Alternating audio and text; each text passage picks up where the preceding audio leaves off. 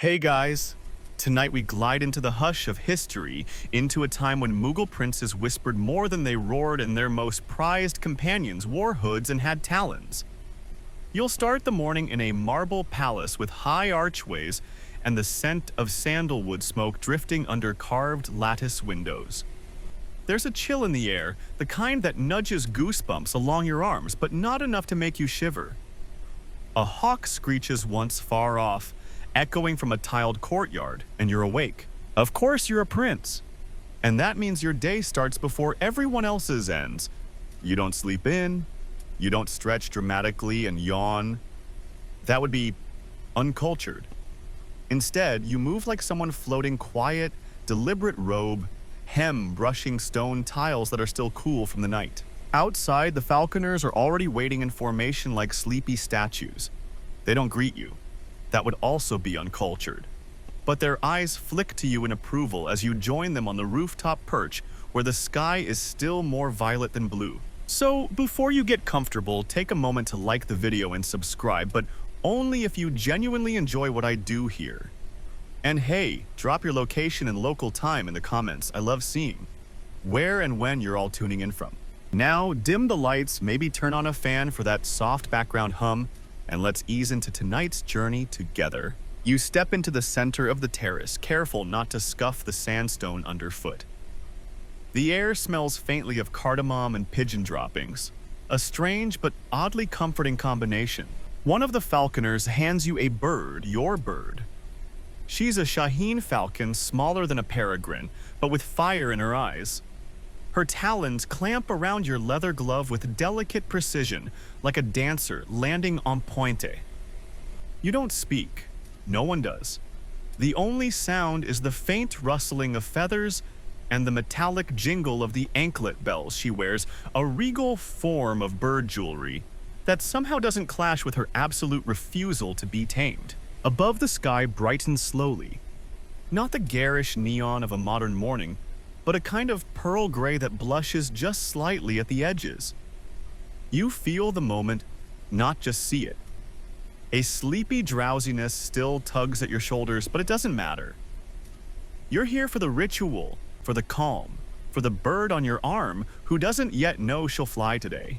There's a quiet dignity to this rooftop wide enough to fit two chariots side by side with carved eaves shaped like stylized clouds and lotus flowers. Pigeons nest in the crevices, blinking judgmentally. You suspect they know exactly what's about to happen and they are not impressed. A servant appears with a cloth bundle of hoods. You select one like a sommelier choosing wine. The hood is velvet embroidered in gold thread with a tiny tassel at the top that always reminds you of a sleeping cap. Your falcon knows the routine. As soon as you raise the hood, she leans forward just enough to let you slip it on. She hates it, but tolerates it the same way you tolerate long poetry readings from your tutors who think they're funny. And here's a curious little fringe detail. Some Mughal falconers believe that whispering soothing words in Persian while putting on the hood helped the bird settle faster. Not for the bird's sake necessarily, but for yours. Apparently, one unlucky prince was once clawed in the face for rushing the hooding process, and then had to pretend he got scratched fighting off a tiger. Embarrassing. You stand there breathing in the moment. The falcon perched calmly blind to the sunrise feathers puff slightly against the morning chill. The quiet is meditative, almost too perfect. That is until the sound of farting camels breaks it. Yup, off to one side of the courtyard behind a silk screen, the pack animals are being loaded with baskets of meat, bird feed, and ornate carpets for the hunting camp. One camel lets out a wet flapping groan that sounds like a kazoo being strangled. The falcons don't flinch, they're used to it. You are too. Still, you can't help but smile. It's worth noting, historians still argue whether these pre-hunt rooftop rituals were more for bonding with the bird, or simply to perform the sheer art of etiquette. Some say the Mughals genuinely saw falconry as spiritual. Others believe it was just another way to show off how stunningly quiet and controlled they could be, in contrast to, say, the rowdy Persians. You decide not to pick a side. A bell rings. not a loud one, more like a ceramic clink against bronze. The falconers straighten slightly. Your bird shifts her weight. You feel the coiled power in her like lightning packed into feathers. It's not time to fly yet, but it's close. Below, the gates begin to open. You can hear the groan of ancient wood and the creak of iron hinges. The scent of rose water burning out and hot horse blankets drifts up toward you. Somewhere someone sneezes. You all pretend not to hear it. You descend from the rooftop, slowly balancing your falcon like a delicate cup of saffron tea. She's still hooded, head bobbing slightly as if humming to herself if falcons could hum. Your hand doesn't shake because you've practiced this dozens of times before. And because if you drop her well, one of the older princes will absolutely never let you forget it. Below, the handlers are arranging the birds for inspection, lined along a shaded colonnade with carved marble columns and tiger lily pots that no one ever waters. Each falcon has its own tiny velvet pedestal, but yours stays on your wrist because she's a bit of a diva, and frankly, so are you. Next comes the part you secretly dread, the hood. Falcon hoods are odd little masterpieces. Yours is made of deep indigo velvet, stitched by a blind artisan from Kashmir, who rumor has it refuses to sew for anyone whose nails aren't clean. There's a tiny gold clasp that snaps shut just below the beak, designed to be noiseless because, God forbid, you make a click in the presence of the grand falconer. You gently cup the bird's head with one hand, lifting the hood with the other. There's a fraction of a moment where your fingers brush her beak. Warm, dry, and intimidating. She twitches but doesn't resist. You fit the hood over her head with the precision of someone arranging a turban in a hall of mirrors. The moment it slipped into place, she stills. Here's something funny. Mughal falconers believed that hooding a bird wasn't just about vision, it was also about modesty, a kind of royal courtesy like covering a woman's face in court or veiling a statue before a feast. Hooded falcons were not to be looked in the eye. That was reserved for moments of flight and for poets. Historians still argue whether this was superstition, aesthetic preference, or just an excuse to embroider more velvet. Now comes the walk to the stables. You pass under high arches where bats sometimes sleep, though they're smart enough to stay silent during falconry season. The smell changes as you go. Sandalwood gives way to damp straw, then to horse sweat and oiled leather. Your boots crunch softly on the gravel. A groom approaches with your saddle horse. He doesn't speak. No one has spoken a word aloud yet this morning, and you're proud of that. The etiquette of falconry begins with silence.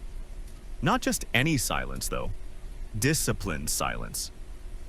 It's the kind of hush where even your eyebrows are expected to behave. You mount your horse in one smooth motion, partly for the bird's sake, mostly for your own dignity. She's still on your gloved talons, digging slightly into the thick stitched leather.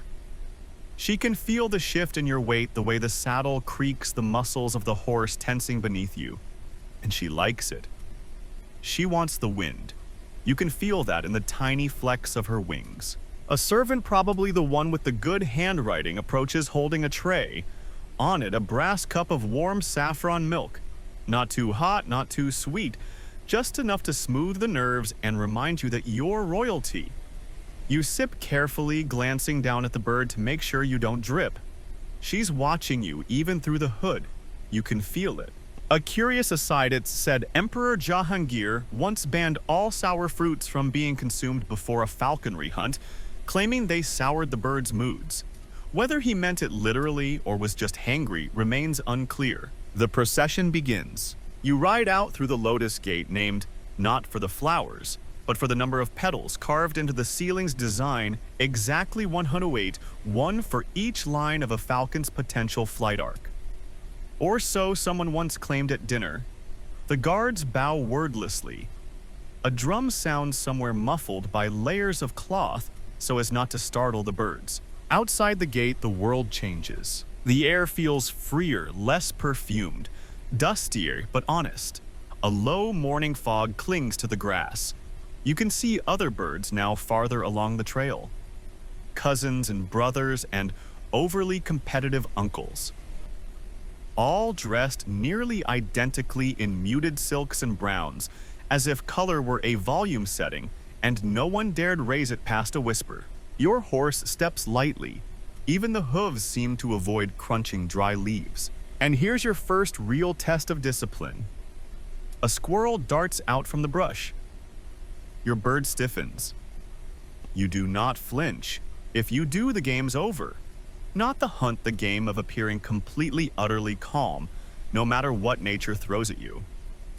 That squirrel could be juggling fire, and you'd still be expected to blink slowly and sigh like you've seen it before. You pass a stretch of old walls with faded paintings, long-eared hares, cranes mid-flight, and one oddly smug monkey playing a flute. No one knows who painted it.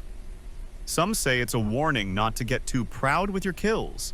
Others say it's just a joke from a bored prince who hated hunting. The forest thickens ahead. The real hunt won't begin for another hour, but your bird can sense it. Her wings shift again. You whisper her name, just once. No one hears, except her. The forest edge breaks into tall grass, the kind that brushes against your stirrups and flutters with secrets. It's here that the mood of the hunt fully settles in like a thick shawl placed gently across your shoulders. You're not speaking, of course. That would be uncivilized. But even the horses seem to understand now. Slower steps, softer snorts, no sudden bolts. You're all operating under the unspoken law of falconry silence. It's easy to forget you haven't even seen your falcon's eyes yet today. She's still hooded, perched on your gloved hand, like a warm, feathered mystery. Her head tilts slightly, and you feel the subtle pressure of her talons adjusting, barely noticeable unless you're attuned to it, and you are. She's ready, not hungry, not anxious, just ready. You pause briefly beneath an acacia tree where the handlers perform a sort of synchronized horse lineup, spacing everyone evenly apart. It's not for dramatic effect, though. It certainly looks cinematic, but to ensure no falcon mistakes, a royal cousin for a plump partridge. That has happened before. Allegedly. The story involves blood, a broken sash, and a duel that was settled with poetry. You don't bring it up. One of the trainers dismounts and checks the glove bindings. Another adjusts the anklet bells to make sure the tones are properly matched, high enough to track by sound, but soft enough not to startle the game. It's oddly musical the way they chime. You imagine a court musician trying to play an actual piece using falcon bells and getting pelted with dried figs. And here's your historical fact for the day: the Mughals believed deeply in omens before a hunt. A sneezing servant could delay the outing by hours. A broken feather might cancel it altogether. But the worst omen of all, a falcon refusing to be unhooded when presented to the morning light. You say a silent thank you that yours remains perfectly still, a model of poise. Then Saffron Milk Part 2. It's not standard. You're the only one who asked for it twice. But the handlers know by now. They hand it to you without comment. You drink slowly, savoring the richness, and let it coat your throat like velvet. It's not about taste. It's about routine.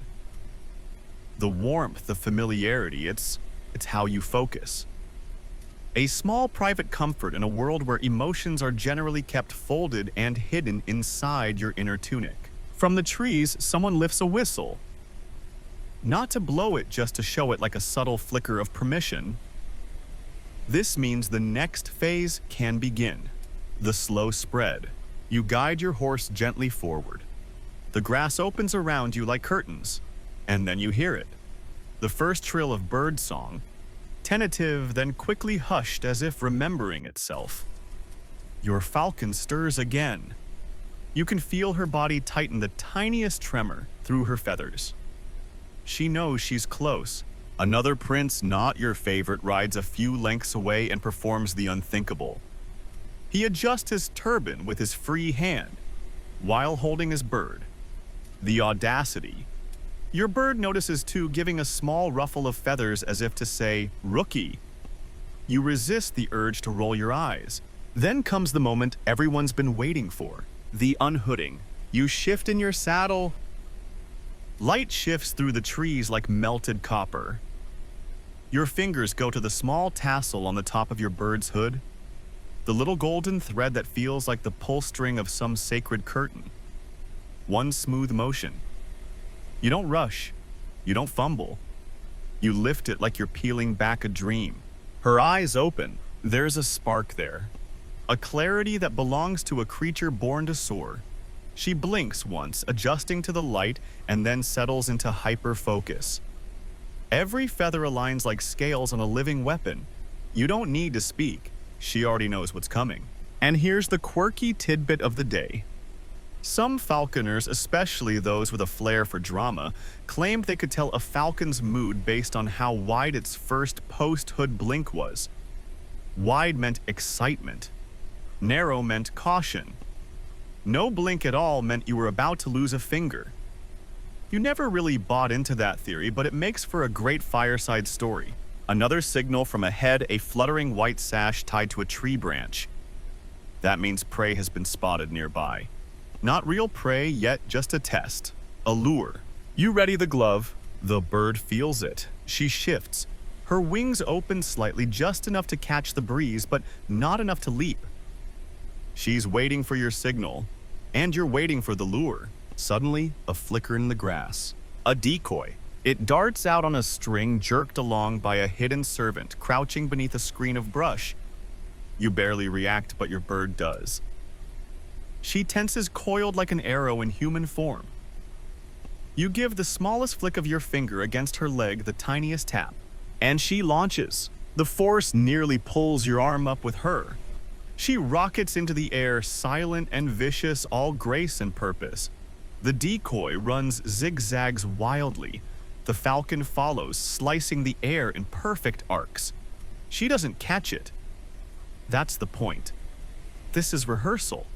A chance to test her instincts, sharpen her reflexes, and remind her that real prey moves like this. Historians still argue whether these stage chases were essential for training or just a way to make the princes look less bored before the real action. You lean toward the former, but you're also not above enjoying the drama. The falcon circles back slower now. She drifts downward like a falling leaf made of knives. You lift your glove. She returns to you in one precise landing, talons locking down like gears in a clock. Her chest rises and falls. Your own heartbeat slows to match. And without a word, you nod to the trees. Time for the real thing.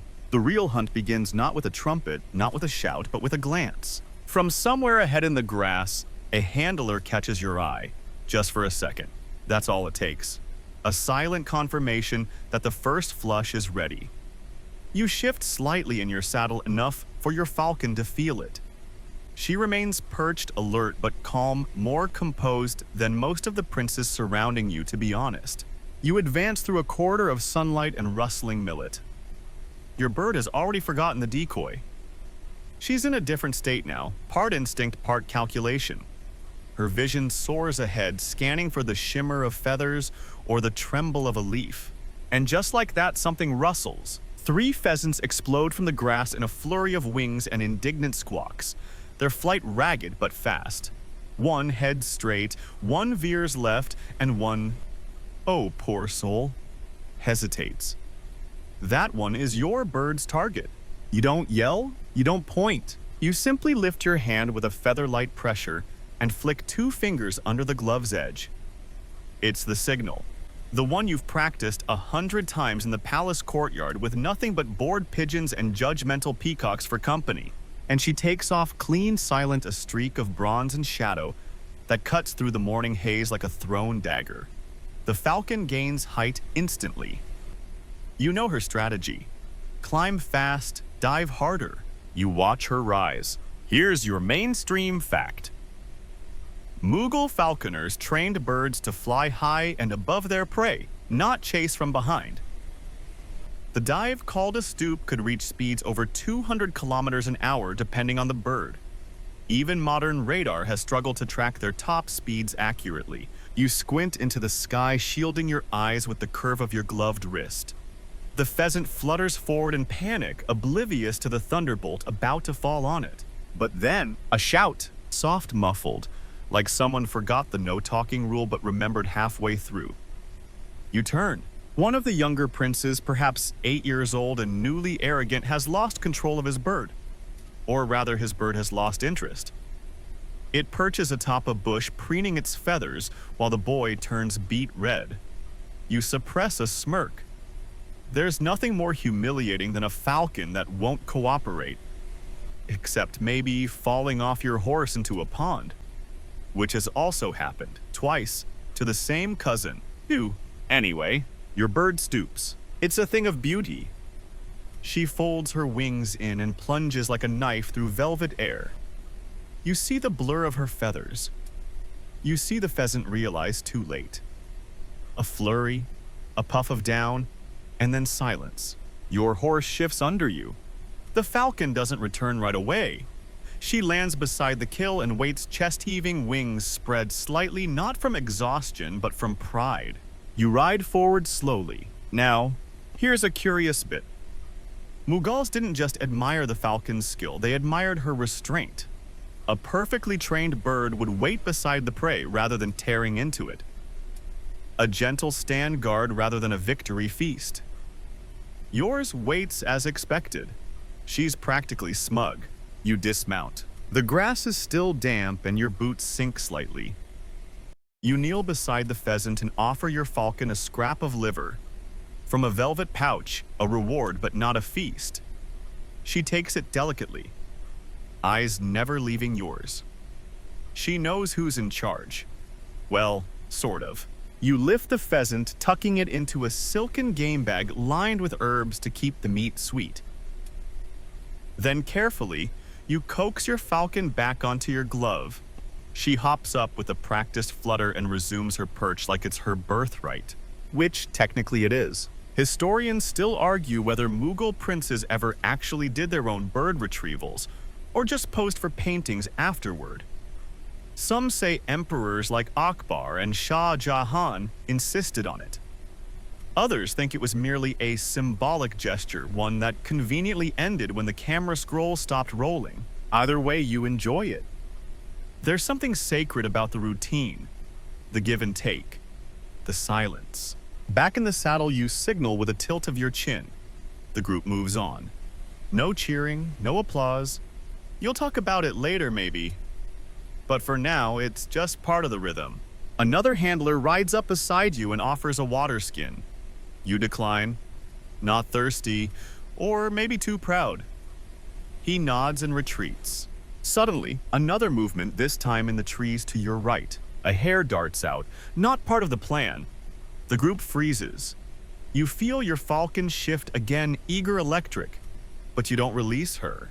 This isn't your quarry, and besides, it's heading toward a thicket too dense for a clean dive. But someone does release their bird. A sharp whistle, a flick, a rush of wings. Everyone watches, breath caught. The falcon flies true almost. It swoops, corrects, then skims a branch too closely and clips a wing. Not badly, not visibly, but enough to throw the dive. The hare escapes into the underbrush, and the falcon, stunned and embarrassed, circles back to a low branch where it sulks like a teenager grounded for sneaking wine. The prince who released it. He mutters a prayer and immediately blames the wind. Classic. And here's the fringe tidbit. There was once a belief held mostly by handlers, but whispered among royals, that each falcon had a personality based on its birth star. Some were hot-tempered, others lazy, some destined to be perfect, and some, like that poor bird now pretending it meant to perch on that branch, just unlucky. You ride on falcon on your glove game bag heavier than before. The hunt is far from over. But you're just warming up. The procession moves like a whisper through the trees. You feel it more than hear it rustling, grass creaking, saddles, and the occasional snort from a horse trying very hard to be dignified but failing because it just stepped on a thorn. You sit tall. Your falcon, now settled, her feathers slick with post-hunt contentment. She's not ready to fly again just yet, and that's fine. In fact, it's expected. Mughal etiquette always included pauses not just for the birds, but for the princes. Pauses meant reflection, composure, and let's be honest, snacks. You glance ahead and spot the telltale signs of clearing up ahead. A few linen mats already unfurled, low wooden trays balanced on folding legs, and the faint aroma of roasted lotus seeds. Ah yes, falconry brunch. You dismount before being asked, brushing a leaf from your sleeve as if to say, I'm already more graceful than my cousins. A servant who has somehow aged 12 years just this morning from watching incompetent bird handling steps forward to take your horse's reins. The mats are arranged in a circle loose enough for conversation, though no one really talks. Words aren't banned, just discouraged. There's an art to eating quietly, and you've mastered it. Your bird remains on your glove now, perched on a padded stool next to you. She closes one eye and puffs her feathers slightly, the falcon equivalent of reclining on a daybed. Here's your historical tidbit. Mughal falconers insisted that birds remain present at meals during hunts, not just for bonding, but to reinforce discipline. If the bird flew, it meant you'd fed her too soon. If she fidgeted, you hadn't worked her enough. If she stared at your food too long, well, you were supposed to feel mildly judged. That was part of the charm. You reach for the tray in front of you. The options are simple, elegant, and slightly pretentious. Roasted lotus seeds, lightly salted, perfectly crisp. Slices of melon dusted with crushed rose petals. And dates. But not just any dates. No, these dates are from a grove in Multan, hand-dried over 3 weeks, then wrapped in thin papaya bark and tied with a silk thread. You're supposed to untie the thread in one fluid motion, not bite through it like a peasant. Your first attempt today is flawless. The date is soft, dense, and rich with that kind of flavor that makes you want to sigh and swear off all future meals because they'll never compare. You chew slowly. A nearby cousin fumbling with his thread rips it. A single eyebrow lift from the falconer is enough to make him wish he were invisible. Now here's the quirky fringe tidbit of the section. It was once rumored that Prince Salim, yes, the future Jahangir, refused to eat dates unless they were pre-warmed in a falcon's pouch. You have no idea what a falcon pouch is, and honestly, you don't want to know. Historians can't agree whether it meant a satchel or something inside the bird. Either way, Salim was known for eccentricities, like commissioning paintings of himself hugging deer. A light breeze stirs the mats. Your bird stretches one wing and then folds it again. No one speaks. Someone sneezes softly and immediately looks horrified. You pretend not to notice, but your falcon does. She turns her head with surgical slowness toward the offender, who now visibly regrets every decision that led to this point in his life. After brunch, the group begins packing up, but slowly. Always slowly. No one jumps to their feet. No one claps. That's not how Mughal princes transition between meals and murder. You ease back into your saddle with the grace of a cat that's read too much poetry. The falcon, now slightly heavier from her liver reward, returns to your glove with a practiced flutter. You press your knees into the horse's side. He steps forward into the brush and the hunt resumes like a tapestry being rewoven. You pass another cousin, one of the good ones who gives you a subtle nod. A shared language. He saw your dive. He saw your restraint. And that's all it takes. In the world of Mughal falconry, a compliment spoken aloud is vulgar, but a glance. That's basically a standing ovation. And then suddenly an opportunity for disaster. A bird not one of yours swoops from the trees and dives into the procession. It's wild. Probably a jungle kite, the kind that steals food from market stalls and pretends it's a sport. Your falcon immediately tenses. You squeeze your glove just slightly. She stills, understanding. Yours is trained not to engage with riffraff. The wild bird squawks, grabs a lotus seed, and vanishes like a feathered pickpocket. There's a pause, a communal exhale, and then a rare thing, laughter. Not loud, not chaotic, but a ripple of breathy amusement, like the wind laughing through leaves. The falconers don't smile. They never smile. But you swear you see the corner of one man's mustache twitch upward. Maybe. Historians still argue whether laughter was considered a breach of etiquette during falcon hunts. Some claim it broke the spell. Others believe it was allowed as long as it was brief and bird-related. You lean toward the second theory. You've always liked to imagine that emperors were allowed one good chuckle per afternoon so long as it didn't scare the partridges. The mood resets. You ride onward, sun, now angled high enough to warm your turban. The hunt will continue for another hour or so, but this moment is the eye of the day. The lull between intensity. You feel your bird shift again, and you begin scanning the terrain for your next signal. But not yet. Not quite. For now, you just glide through the grass like a prince made of silence with a falcon made of fire balanced on your hand. The midday sun begins to tilt, softening just enough to cast longer shadows across the field. You're moving again this time toward the wheat terraces, broad golden platforms that roll down the hillside like a staircase built by the wind. Each step is lined with low stone walls just high enough to trip over if you're not paying attention. Thankfully, you are. Your bird is awake again, hooded once more, though you can feel her energy returning. There's a tension in her claws, a kind of readiness. She knows the rhythm now. First the climb, then the flight, then the feast, then the climb again. She lives for it. You almost envy her. A whisper reaches you from ahead. Not a word, just a whistle passed through palm leaves. You tilt your head, catching it like a secret. It's time for the next training flight. Not a real kill. Those are limited, but a practice dive. This one's on your terms? You nod once to your handler, who disappears into the wheat like a magician with burlap robes and a questionable beard. You ride forward, carefully. At the edge of the highest terrace, you halt. The wind is stronger up here. Perfect. You dismount, smooth your robe, and turn slowly to face the valley. The view is wide, gentle, but full of little movements, grass swaying, bugs lifting, the occasional rabbit tail flicking in the distance like a dare. You unhood your falcon again. She blinks once, then twice, ruffling her feathers and staring into the wind like she owns it.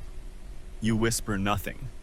She doesn't need coaxing anymore. Now for the test, you lift your glove and make a subtle spiral motion with your index finger. She doesn't leap, she waits, because this time she's meant to fly wide. Here's a mainstream fact for your growing collection of Royal Trivia Mughal falconers trained birds, not just for vertical dives, but for wide carousel arcs. These help them track moving prey without immediate attack, circling until the command came. A sort of airborne loitering, but prettier. Your falcon lifts off. She doesn't dive. Instead, she climbs with long strokes, turning slowly into a wide spiral above your head. She glides outward, wings spread, tail tight, scanning the field like a scout with feathers instead of map. And here's where the fun starts. From somewhere below, a handler emerges, dragging what looks like a small fake hair fur, tied to sticks, legs that jitter like a bad puppet, and a little dust pouch sewn underneath for realism. It scampers awkwardly thanks to a string that jerks and recoils. You suppress a laugh. It's absurd, but it works. Your bird sees it. She adjusts mid-glide, banking left. Her head tilts, talons stretch. You give no signal, not yet. She circles again, waiting. It's a game of patience now, her instinct versus your command. You watch her closely. One wrong flick of the glove, and she'll dive too early. Too late, and she'll ignore you completely.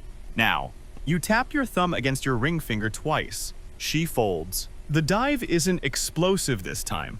It's precise, like a needle threading itself through air. She glides toward the decoy, talons extended, and brushes it just enough to make it tumble. Not a full strike. A warning. A performance. She pulls up and returns to the sky, circling back toward you. Perfect. Here's your quirky tidbit. Some falconers believed in letting the bird miss on purpose once a day. They thought it kept the falcon humble, always hungry. Others say it was a training method to make sure the bird didn't think it could kill without instruction. Either way, a soft miss was better than a cocky strike. She lands beside you. No applause.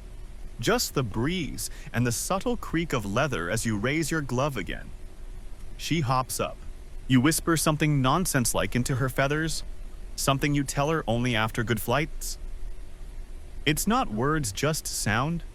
You suspect she doesn't care, but it makes you feel like you're part of the team. From behind you comes a subtle cough. The signal for the next prince. You step aside, watching the others take their place on the terrace. Some are decent, some are arrogant. One manages to drop his falcon entirely during the launch, and the bird flies off toward a fig tree to sulk. That will be discussed later, probably with incense and apology poems. Historians still argue whether these training flights were part of daily royal routine or reserved only for ceremonial displays. Some paintings show them happening weekly, while others imply they were more like rehearsals for royal hunts. You personally believe they serve two purposes: impress the onlookers and humble the princes. A healthy balance. You watch a younger cousin unhood his bird with too much flourish. The falcon flinches. You wince inwardly. Always too theatrical. Too much wrist. You turn your attention back to your own bird, who's now preening one wing quietly. She's done for now. You brush a bit of dust from her neck feathers, and she leans into your hand just slightly. And just as you're thinking the afternoon can't get any more tranquil, a hawk scream pierces the air. Not yours, not anyone's. From above, a shadow zips past, larger than any falcon you've seen today. It dives into the wheat a few terraces below and disappears. The whole procession freezes. For a few heartbeats, no one moves, not even the horses. Then the whisper leopard, or maybe not. Maybe just a wild hawk, maybe a monkey that fell. But the possibility is enough. Falconers begin scanning the edges. A few servants dismount and draw tiny curved knives, not to fight, just to look brave. You stay still. Your falcon stays stiller. There's no chaos, no panic, just a change in the atmosphere. Like someone turned down the color of the air. You glance at your falcon. She's watching. Not the field, not the other birds. She's watching you. The whisper passes like wind through dry stalks. Leopard. Leopard? Maybe a leopard, but no one dares say it at full volume. Even the birds seem to understand that this is the moment to stop making noise. Your falcon doesn't twitch. She's frozen in a pose you've only seen once before, years ago, when a hawk from the mountains flew too close and every bird in the palace seemed to hold its breath. You scan the terraces below. Nothing moves. No flash of spotted fur, no ripple of grass, just a thick humming quiet like the earth itself is thinking too hard. Then, from a low thicket near the foot of the hill, a servant appears. Alone. Walking slowly. A coil of rope in one hand, a fake rabbit in the other. He stops, lifts both items in the air like peace offerings, and calls out, not loudly, just firmly, false alarm. You don't exhale until your bird blinks. Someone near the back mutters something about getting newer decoys with less screaming hawk energy. Someone else snorts. And just like that, the spell breaks. The horses relax, the breeze resumes. A falconer clears his throat and very quietly calls the next prince forward. Routine resumes like it never stumbled. You give your falcon a soft pat but say nothing. She doesn't need comfort. She wants altitude. Still, there's a protocol. You don't launch again immediately after a scare. The birds sense tension, the way you sense judgment from your oldest aunt, instantly and with no room for denial. So you stay mounted for a while and watch. And what a scene it is. A cousin launches his bird with slightly too much drama. It flares upward, spins once, and hovers like a leaf trying to decide where to land. He snaps his fingers twice. The bird continues doing exactly what it wants. You can't help but smirk. Snap again, dear cousin. Maybe she'll make you a sandwich this time. Meanwhile, you shift slightly in the saddle, just enough to nudge your bird's attention back to you. She tilts her head. You meet her gaze and know she's ready for one more. Not a kill, a gesture. You turn to the handler and make a downward gesture with 2 fingers. The man disappears into the tall wheat with the grace of a cat that's attended finishing school. A minute later, a small tethered bird is released from the other side of the terrace. A starling, most likely too quick for most predators, too common to count. This one's about finesse. You lift your glove just slightly. Your falcon leaps. No theatrics. Just upward motion, swift, elegant, efficient. She soars. And here's your historical tidbit. Mughal falconers categorized birds into specific temperaments with elaborate personality charts based on flight patterns, reactions to rain, and preferences for prey. Some were considered noble flyers, graceful, measured, dignified. Others, shadow flyers, stealthy, instinct-driven, ruthless. Yours is somewhere in between. Regal, but opinionated. Like a noble woman who owns a sword and a vineyard. She arcs above the starling, tracks its darting path with surgical precision, then folds into a shallow dive, not to strike, but to herd. She's guiding the bird back toward the center. Not because it's required, but because she knows you'll appreciate it. You watch in awe as she curves around, nudging it closer before veering off, and then she returns. No blood, no contact, just the promise that she could have. You offer the glove, she lands. She's done. Here's your fringe tidbit of the day. According to one old falconer's journal now in tatters somewhere in Agra, it was believed that a falcon who chose mercy 3 hunts in a row would become more loyal than any who killed for sport. Superstition. Probably. But the thought is oddly poetic. Back in the group, a mild debate has begun near the back ranks. You catch a phrase or two, glove pressure, thumb, flick tail positioning. Falconer jargon, but it's the tone that tells you everything. This is a classic etiquette dispute. You tune in without turning your head.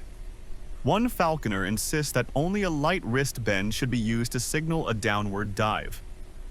Another swears by a firm elbow angle and claims the thumb means nothing. A third offers a deeply unhelpful shrug and says the bird decides anyway. Historians still argue whether Mughal falconry etiquette was codified or entirely interpretive. Some ancient scrolls detail precise hand positions, finger placements, even breath timing during signal delivery. Others suggest it was more of an art, a conversation between wrist and wing. You decide to test it.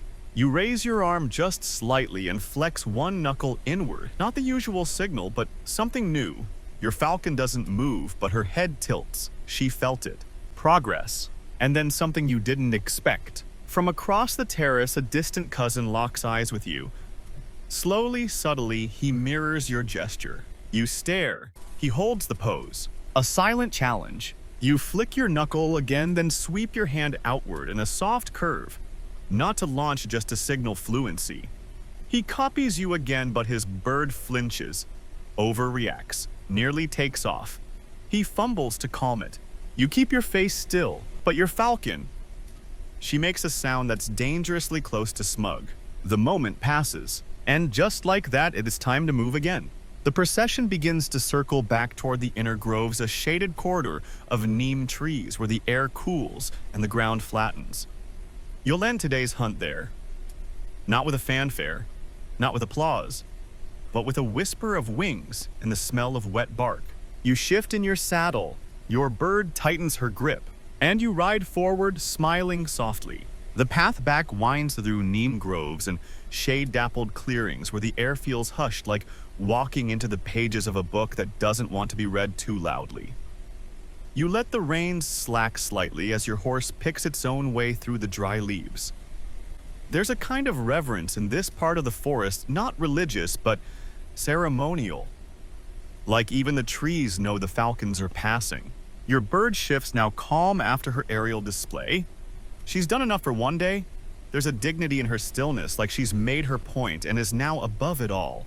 Literally, figuratively, spiritually. Behind you, the procession has thinned out slightly.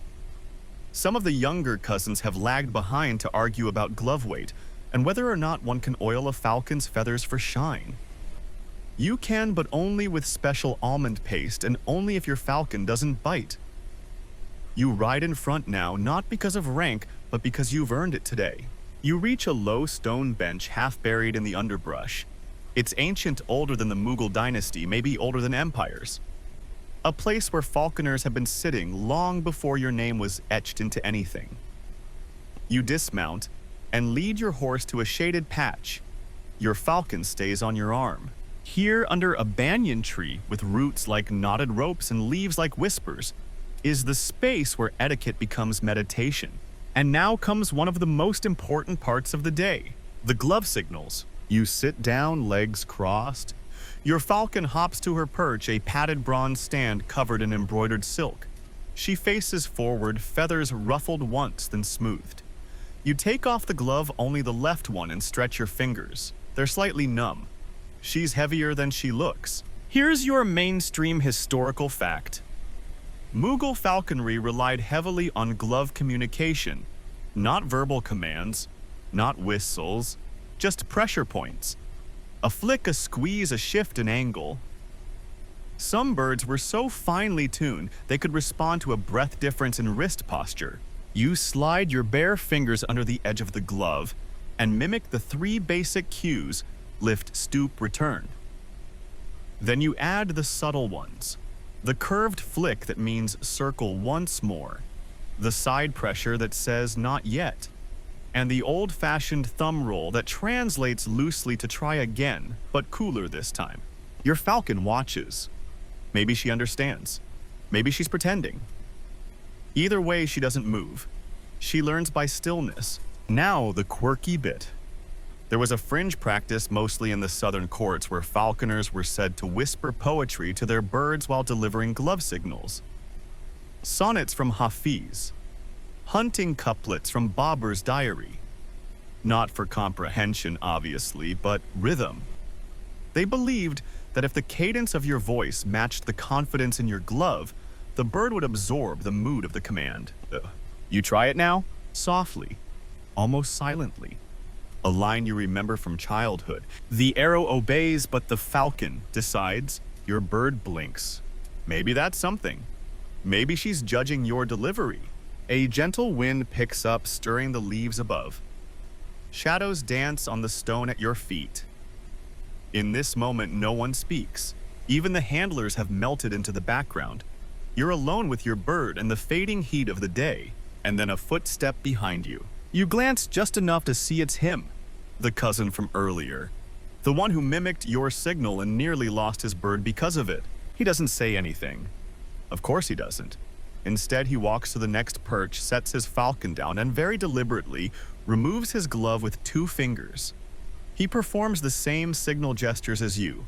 Almost identical, but not quite. You watch, and your bird watches too. He pauses halfway through the stoop signal. His thumb wobbles. His wrist angle softens. His falcon turns away. He sighs, just barely. And that's when you do something unexpected. You extend your own glove open-palmed, offering it. A gesture of shared learning. Or maybe just mercy. He hesitates, then nods once and mirrors it. It's not an apology, it's not even respect. It's recognition. Historians still argue whether Mughal falconry encouraged competition among princes or deliberately used it to teach restraint. Some manuals suggest rivalries were cultivated. Others say brotherhood was the real prize. You suspect both were true. After all, where else could a bird be both a weapon and a teacher? The moment breaks as a handler clears his throat, the gentle kind of cough that means time to wrap up. You stand, stretch, and offer your falcon one last liver tidbit from your pouch. She takes it slowly this time, carefully, as though savoring the taste rather than devouring it. The procession begins forming again, headed now toward the palace's outer courtyard. The sun leans low, the breeze thick with jasmine and dust. The birds are calm, the horse is tired, and the falconers respectfully quiet. You mount your horse once more. The path ahead is familiar, routine, but never dull. You glance down at your bird, now resting again on your glove feathers fluffed just slightly in the golden light. And she still hasn't blinked. By the time you reach the cobbled causeway leading back toward the palace, the light has shifted again. It's that soft late afternoon amber that makes everything feel dipped in honeystone walls, silk sleeves, falcon feathers. The trees cast long shadows across the trail, and you ride through them like ripples in an old memory. Your falcon is still with you, perched calmly, tail feathers fanned slightly, as if to enjoy the breeze. She's had a good day. Not too much exertion, not too little attention, and most importantly, no missed dives. That's the kind of balance that earns quiet respect in the Mughal court. But of course, not everyone's bird has behaved so admirably. Just ahead, two young princes are deep in a very quiet argument. You catch only pieces as you ride past. You tugged the glove too soon. I did not. She turned because you breathe like an ox when you signal. You suppress a smile. Even falconry, with all its etiquette and decorum, cannot escape sibling rivalry. It's practically built into the dynasty. Your horse's hooves click gently on the stone. A groom jogs forward to take the reins and lead you through the lotus-etched gate, the same one you passed through this morning in near darkness. Now the carvings glow with orange light, and the air smells of warm stone sandalwood and a trace of roasted chickpeas drifting from the kitchen courtyards. But before you dismount, there's one last ceremony to perform, the return.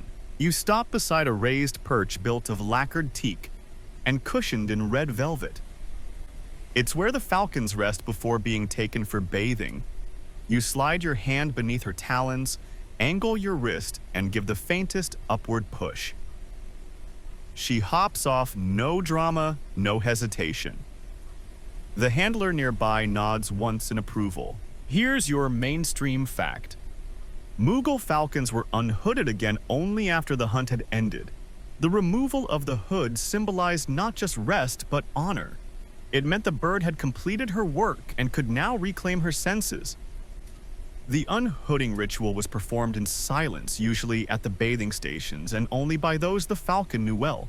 You follow the handler toward the shaded edge of the courtyard where shallow copper basins glint in the light. There's a soft burble of water trickling from a lion head spout and a row of small towels folded neatly beside it. You kneel, not because it's required, because it's right. The handler passes you the bowl of rose water, warm and faintly pink.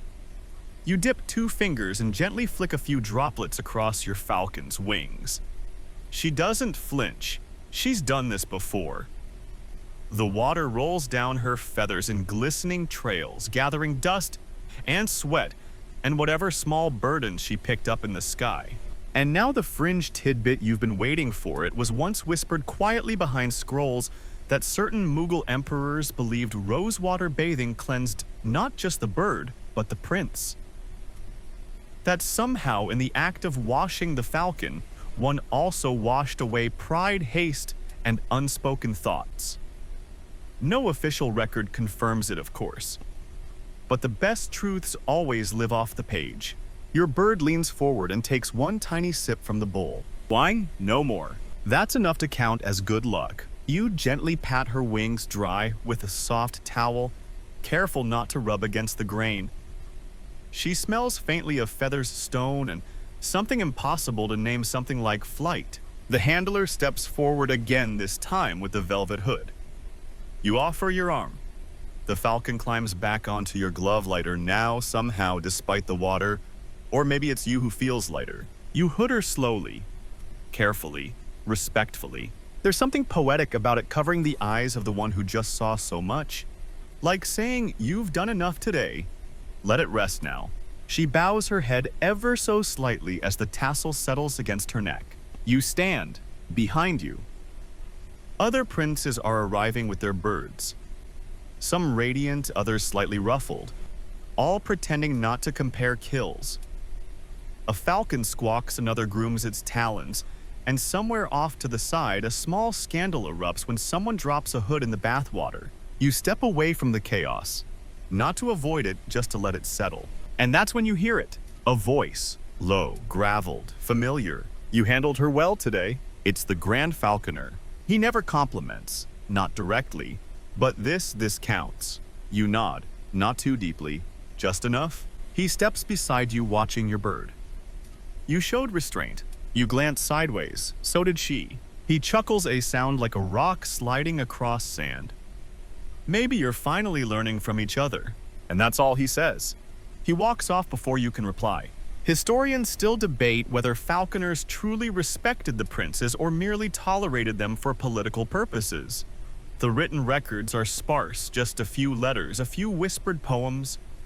But you know the truth isn't in the ink, it's in the nod, the pause, the sentence left unfinished. You return to the perch where your falcon now rests, hooded and still. Her wings shimmer faintly in the light. You stroke one feather just once and whisper, "You were beautiful out there." She doesn't respond. But maybe, just maybe, she hears it anyway. Twilight softens. Everything turns sharp edges into silhouettes, glowing marble into gray stone, and even royal falcons into quiet shadows on their perches. You're back in the outer gardens now, where trimmed hedges form slow labyrinths, and jasmine clings to the walls like it's trying to eavesdrop on history. Your bird, still hooded, rests on a tall perch beside the stone bench where you sit. Your legs are outstretched, crossed at the ankles. The day isn't over, not technically, but the hunt is. This is the cool down.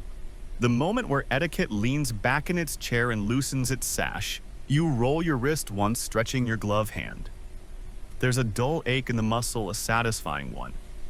A kind of private medal for every flick, grip, and brace you managed without trembling. Even after all these months, the tension still sneaks up on you. But your falcon, she's completely still. Her chest rises in slow rhythm. Her wings barely shift in the breeze. And that's when it happens. A voice. You could have struck that second pheasant. You don't turn. You already know it's your cousin. He sits beside you without asking which. In this court is both bold and a little intimate. His falcon is also resting nearby, less polished, more agitated. You can tell from the way its tail flicks like a cat annoyed by a closed door. You shrug. She wasn't hungry, you reply, and I wasn't proud. He huffs, not quite a laugh, but not disagreement either. Here's your mainstream historical fact. Among the Mughal elite, returning with an unbloodied bird was often more impressive than returning with a kill. It signaled control, restraint, and royal poise. A falcon that could kill was expected. A falcon that chose not to, that was a conversation stopper. And here's your fringe tidbit. Some princes reportedly tied perfumed bells to falcons that hadn't struck in days. The logic was baffling, but oddly sweet. If a bird chose not to kill, it might as well sound lovely doing nothing. Your cousin leans back against the bench, fingers interlaced behind his head. They say the emperor trained his first falcon with no glove at all. You raise an eyebrow. And they say he drank moonlight for digestion. He grins. Well, that part's true. You both sit in silence, letting the joke dissolve into the evening air. In the distance, the call to prayer echoes from the minaret's low melodic, rippling across domes and courtyards. The birds don't react. They're used to it, but you always pause. Not for religion exactly, for rhythm. That sound is the day's period, the full stop before the night begins. You glance at your falcon again. Stillness. You've been trained to read even the smallest gestures. A twitch in the tail, a shift of one claw, a blink that takes a second too long. These are her words, her moods. And tonight, her language says only one thing: peace. You remove the glove slowly and flex your hand. The air against your palm feels strange, cool, featherless. You roll your wrist again, then set the glove beside you, fingers curled slightly like they're still waiting for her weight. And now it's time. The final unhooding. The falconer approaches. Yes, the falconer. The old one with the scar and the reputation. He doesn't speak. He just nods once and hands you the tiny tassel of your bird's hood. You reach for it slowly. The string is warm from the sun, the velvet soft from years of careful handling. You slip the hood off in one smooth motion. And there she is, eyes open, wide, calm, ancient. Falcon eyes are unlike anything else. They don't just look at you, they look through you. like she's not seeing the prince or the palace or the perch, just a figure, a shape in her sky. You whisper something? Nothing in particular, just soft words to fill the silence. She blinks once. In the garden around you, other princes perform the same ritual. Some fumble dropping hoods or tugging strings too fast. Others get it right, graceful, slow like poetry with leather. And in that moment, something else happens. The Grand Falconer, yes, him again, raises a brass whistle to his lips. A single note, pure round, almost mournful. It's not a command. It's a close. That's how every hunting day ends in the Mughal tradition. Not with claps, not with cheers, but with a single tone that tells every handler, every bird, every prince, that's enough. Historians still debate where the tradition came from. Some say it began with Babur himself, who once ended a falconry hunt after a poem moved him to tears. Others say it came from a Persian guest who couldn't bear the sound of birds being caged. Either way, it stuck. And now it's yours. The sun dips behind the palace dome. Gold turns to gray. Gray turns to blue. You reach for your glove one last time and offer your falcon a tiny bow of the head. She blinks again, and somehow that feels like a bow in return. By the time you step through the rear garden gate into the falconer's courtyard, the air has cooled to the point where your breath fogs slightly in front of your lips. Just a mist, not enough to chill, but enough to remind you that day is slipping into night. The lamps have been lit, but only with low oil, no bright flames. Just amber halos hovering like sleepy fireflies over the marble paths. You carry your falcon in silence, not because it's required anymore, but because it feels right.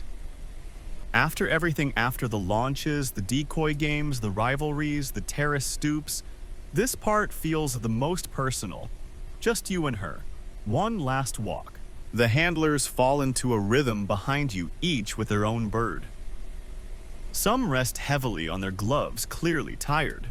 Others preen themselves, already fussing with feathers before the night's grooming. Yours? She remains still.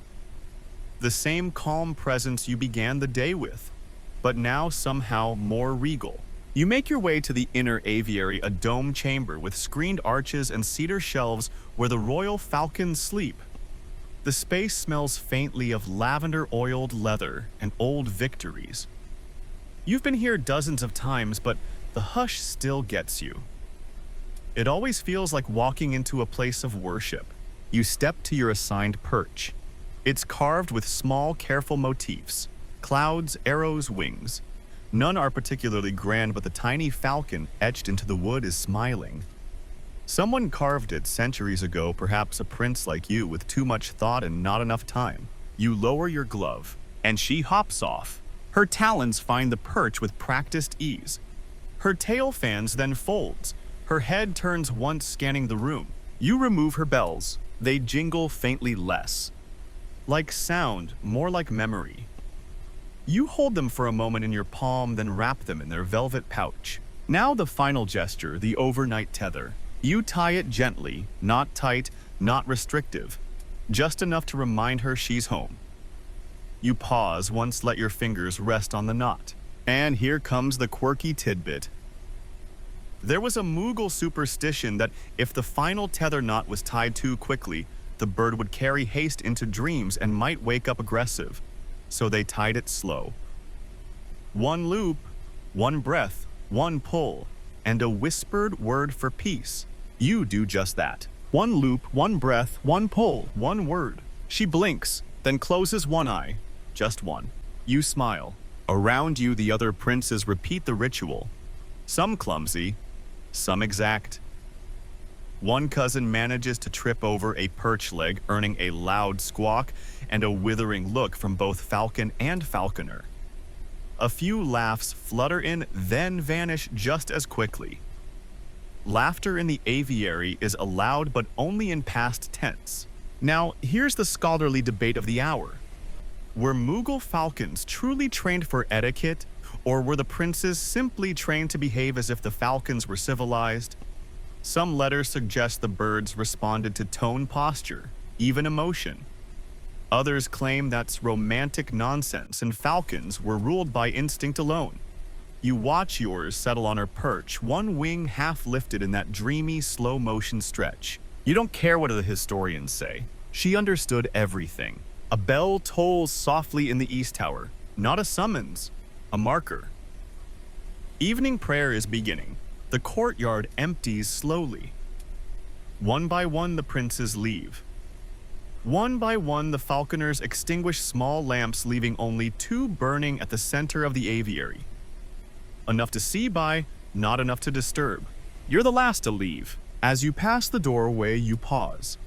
Just one glance back, and she's still looking at you. Not out of confusion, not fear, just acknowledgement. You nod once. She closes her other eye. You step outside. The corridor beyond is lit in dim pools of golden light. No one speaks here either. The servants sweep in silence. One boy carries a tray of leftover game bones, humming under his breath, quickly silenced by a sideways glance from a falconer. You follow the stone path back to the prince's quarter. Walking slowly, dragging your fingers across the cool marble railing. The stone hums with the day's memory. As you reach the chamber entrance, an attendant offers you a silk towel. Another brings warm water for your hands. Ritual. Cleanse the day. Wash away the hunt. You comply without thinking, this routine etched into your body deeper than any memory. One final step remains before the night truly ends. You sit at the writing desk, not to pen a letter, just to note. A single entry written in careful ink. She held her dive, brushed the starling, returned without pull. That's all. No embellishment, no praise. She knows what she did. You roll the scroll closed, seal it, and set it in the wooden box beside 20 others, each dated, each containing a line or two. Together they form the quiet biography of a bird who was never loud but always exact.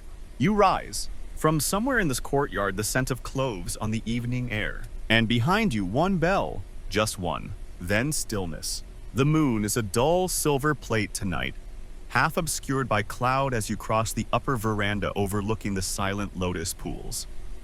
From here, the city beyond the walls looks soft, dim pinpricks of orange flame from cooking fires and oil lamps. Inside the palace, all is hushed. Even the marble seems to breathe slower at night. You're heading for the storytelling hall, not because anyone is telling stories tonight, but because it's where the elder falconers meet, not formally. They just happen to be there at this hour, reclining on cushions, sipping tamarind tea, and whispering corrections about each other's footwork. You pause at the door, then slide in without announcing yourself. That's the etiquette. Entry is permission, but only if you come in like you belong. The old men glance up. They see your silhouette, and then your glove still folded neatly in your belt sash. That's the sign of someone who handled their bird with dignity today. That, or someone who forgot to return it to their valet. Either way, they nod. You ease into a corner cushion. The tea is passed to you without a word. It's lukewarm, a little too sour. Perfect. In front of you. Two of the falconers are debating something in low tones. You catch phrases like, but only a twist of the left wrist, and the hood must be removed during the inhale, not the exhale. Unless, of course, it's a red-eye falcon, then all bets are off. You sip. Here's your historical nugget for the evening. The Mughal falconry schools often taught differing techniques even within the same court. Some focused on Persian traditions, graceful launches, long spirals, elegant landings. Others leaned Turkic sharp dives, brutal efficiency, no flair. The result? A generation of princes who were more opinionated about bird posture than about governance. The elder to your left clears his throat, one of those gravelly sounds that means everyone listen. I'm about to say something nobody asked for, but everybody will write down anyway. Do you know the real reason we don't cheer after a kill? He asks no one in particular. The room stalls. He sips, leans forward, and says, because the falcon doesn't need applause. And neither should the prince. You suppress a smile. That's a classic. Delivered weekly, sometimes twice. Still, you nod in appreciation. He's earned the right to repeat himself. Someone else chuckles. Unless it's your nephew's bird. That one needs a standing ovation just to flap. More laughter. Quiet, contained. You speak your first words of the evening. She brushed the starling today. Didn't take it. All heads turn. Not fast, not with surprise, just a slow tilt of acknowledgement. One elder taps his finger once against his knee. She chose grace. Good. Better than you deserve. And there it is. The closest thing you'll ever get to a compliment from this circle. You nod again more deeply this time. A mark of respect.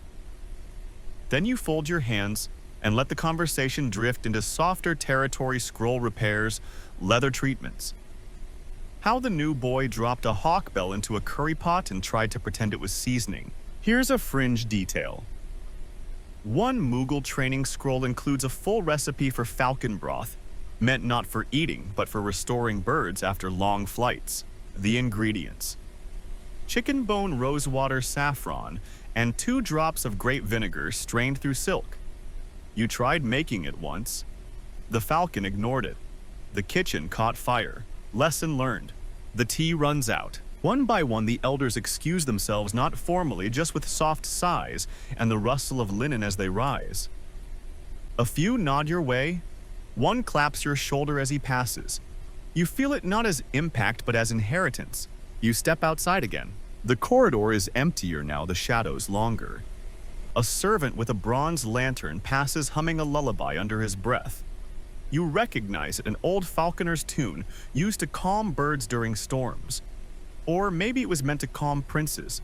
Hard to say. You pause outside the aviary once more. Not to go in, just to listen. No sounds, no rustling, no flapping. Just the quiet breath of sleeping birds. You press a palm to the door. Not hard, just enough to feel the grain of the wood. You whisper something, not words. A pattern of breath and thought. A way of saying, thank you for trusting me today, and maybe we'll fly again tomorrow. Then you turn away. The night wraps around you like velvet, cool and forgiving. Somewhere an owl hoots. Somewhere else a curtain is drawn. But here there is only you, your thoughts, and the echo of wings. You walk back through the quietest wing of the palace where the floors are swept 3 times a day but never seem dusty, and the columns hum with the kind of stillness only stone can keep. This is the hall of waiting, named not for the people who sit in it, but for the thoughts that do. This is where falconers pause before entering the prince's wing, where birds have once been hooded and prayers once whispered before a storm-bound hunt. Tonight, it's just you, and your glove hanging loose from your belt like a badge of invisible armor. You stop by a carved window. Outside, the moon has climbed higher, rounder now, less veiled. Its reflection wavers gently in a narrow garden pool, interrupted only by the occasional tremble of a sleeping fish. You let your hand rest on the window ledge. Cool marble. The kind that soaks up heat all day only to give it back slowly, as if reluctant to part with it. The stars are out too. Scattered, inconsistent, and yet somehow orderly, like falcons in a mid-air formation only they understand. And here comes your historical moment of wonder. The Mughal emperors, particularly Jahangir, were fascinated by astrology, but not just for people. They kept astrological charts for their birds' birth hours, star alignments, lunar signs. One surviving scroll even records a falcon born under the beak of Jupiter, said to have never missed a dive. You smile faintly. Your falcon, if the chart is correct, was born during the Whispering Comet, which could mean incredible perception, or just that she's a good listener. You keep watching the stars, until footsteps, soft, deliberate. Not a servant, not a falconer, it's your cousin again. The same one who mimicked your signal earlier today, whose falcon flinched at the wrong moment. He stands a few paces behind you, saying nothing. Eventually he speaks. You wrote it in the log. You don't turn. Of course. He shifts his weight. Even though it wasn't a kill, you nod, because it wasn't. There's a silence after that. The kind that only happens between princes. Dense, polite, slightly competitive. Then unexpectedly he walks up beside you, looks out the window.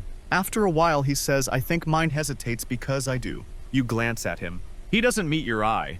And here comes the open scholarly debate. Were Mughal falcons reflections of their handlers, or were the handlers trying to become like their falcons? Graceful, precise, emotionally unshakable. Many argue it was both. That the entire practice was a cycle of mirroring. Man teaches bird, bird teaches man. And in between, they both learn to move without noise. Your cousin shifts again. "I'm going to start over tomorrow. Change the way I call." You offer the smallest nod. "Start with how you breathe." He chuckles. "You sound like the Grand Falconer." "I stole it from him," you admit. The two of you stand there a while longer, just watching the garden. Eventually, he leaves. No goodbyes. Just the sound of his steps retreating into deeper silence. You stay. The breeze shifts, carrying the faintest scent of sesame and turmeric, late dinner being cleared. You hear the sweep of a broom on stone, a faraway call of someone being summoned to the library or the baths or bed. But not you. You begin to retrace your steps, this time not toward the aviary or the garden or the elders' hall. No, this time you go back to the rooftop, the one from this morning, where it all began. The stairs creak under your feet as you climb.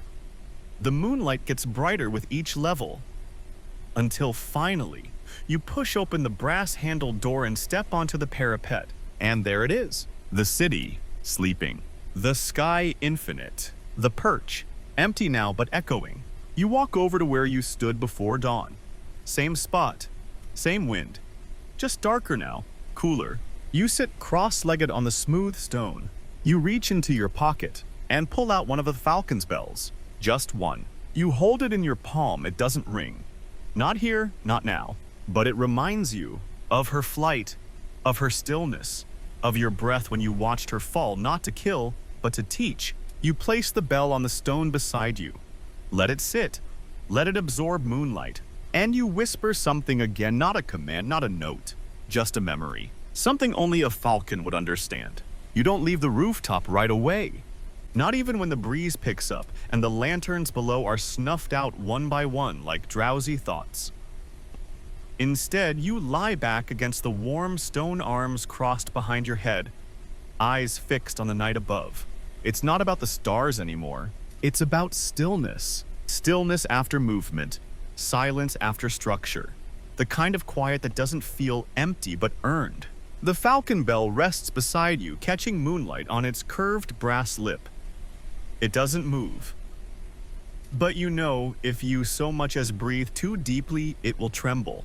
That's the thing with balance. So much depends on what you don't do. You stretch a leg, then fold it again. You imagine your bird here perched on the rooftop edge, feathers lifted slightly and the breeze hood removed. Eyes open. Watching the wind, not to chase it, but to read it. That was today's lesson, wasn't it? Not the dive, not the strike, but the pause. The moment between command and instinct. The restraint, the refusal. And that brings us to your mainstream historical truth. In many Mughal training circles, young princes were not allowed to fly their falcons until they'd spent a full year simply observing. Watching the birds eat, bathe, rest, ignore commands. Only once the prince could describe a falcon's breathing while asleep accurately was he allowed to give one its first signal. You exhale, one slow breath. You remember the first day you were allowed to launch.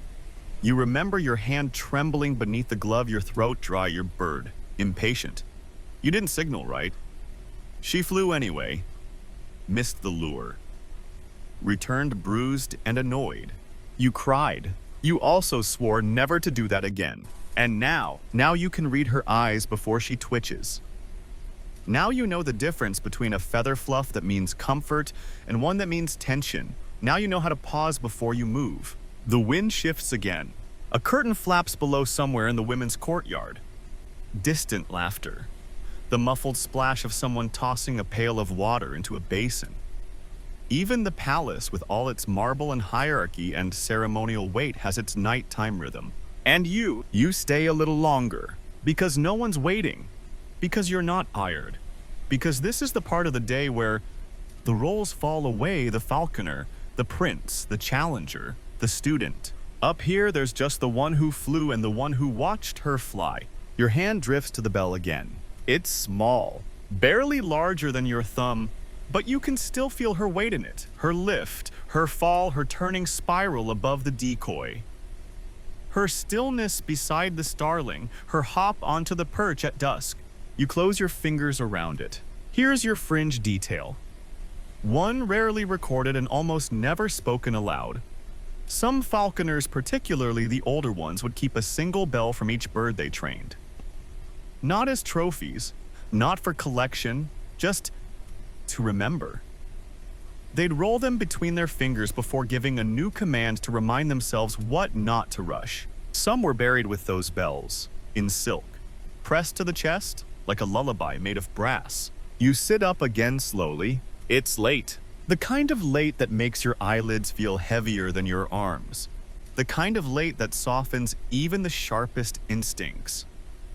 You rise, dust your hands, and tuck the bell into your robe's inner fold, near the place where your heartbeat lives. One last glance at the parapet edge. The breeze carries the scent of wood smoke and rosewater. Somewhere in the distance, a falcon cries. Not yours, but it's enough. You turn, walk back down the stairs. Each step feels lighter than the one before. Not because the day was easy, but because it ended well. You pass a servant sleeping on his mat, a broom still in hand. You smile without waking him. You pass a lamp, guttering on its wick, and snuff it gently with your fingers. The corridor opens into your chamber. No one's inside. Only the night. Only the quiet. Only the slow rhythm of a day that no longer needs remembering. You close the door behind you, not with a click, just a whisper. You wake in the earliest hour before dawn, before servants, before even the temple pigeons have begun their cooing arguments on the palace eaves. The chamber is dark and cool. Your body still remembers the weight of the glove. Your hand curls slightly in your sleep as if your falcon might still be resting there. But she's not. She's across the palace now in the aviary asleep, beneath a linen canopy with her talons wrapped around the perch, carved centuries before either of you were born. And you rise slowly, not out of urgency, out of rhythm. You've become something different since your first hunt. Not louder, not faster, just quieter in the right places. You splash water on your face. The basin reflects your features dimly, half boy, half bird handler. Somewhere in the middle, a prince, the kind who didn't cheer when the kill was made, who didn't flinch when the leopard rumor rustled the wheat. You light no lamp. The sky outside is turning blue by breath, not by second. You dress by memory, by fabric, by feel. Robe sash, a small pin in the shape of a feather. It catches on the hem, then slides into place like it belongs. There's no hunt this morning, but you head to the terrace anyway. The same terrace where the day began yesterday, where the morning air once tasted like cardamom, and the floor was cold under bare feet. Now the stone is warm, not from sun but from memory. You sit where you stood before, cross-legged, silent. No bird circle yet. No hoods are lifted. The palace still sleeps, but your breath, steady. Here's your final mainstream truth. Falconry as practiced in the Mughal courts wasn't just a sport. It was a mirror. Princes were taught to master birds not for power but for presence. A prince who could control a falcon's dive was expected to control his own temper, his own pride, his own ambition. And the quirky final detail. There's a forgotten scroll in the royal library, one no longer copied, no longer cited, where an anonymous falconer writes, "When the prince learns to wait, the bird forgets to fly away." You wonder if that's true. You wonder if she'll fly differently tomorrow. You wonder if you will. And now the sky blushes, just faintly. The pigeons begin their muttering on the eaves. Somewhere below, a servant drops a bucket. Somewhere farther, a sleepy cousin begins to recite poetry far too early. But here, it's still quiet. You lift your hand not with a signal, just a gesture. You feel the ghost of her weight settle on your wrist. You smile, not because of power, but because of balance, because of restraint. Because for the first time you understand that the stillness was the story. The flight was only the punctuation. And now, the hunt has ended. The birds are hooded. The bells are quiet. The sky has darkened into that gentle, endless velvet, and the stars blink softly, one by one like tiny eyes falling shut across a sleeping kingdom. You're no longer perched on stone. You're resting in your own quiet space. Maybe it's your bed, maybe it's a moment of stillness at the edge of your thoughts. Wherever it is, let it soften. Let your shoulders drop. Let your jaw unclench. Let your breath fall into the same slow rhythm the falcon kept rising and falling with the sky. You don't need to control anything now. No glove, no signal, no silence to maintain. Just rest. The prince is done for the day. The bird sleeps without fear. The wind no longer waits for commands. And your thoughts, let them glide. Let them spiral outward. Let them lift and vanish and return only if they choose to. You've flown far enough for one night. The story has closed its wings. You can too. Sleep deeply.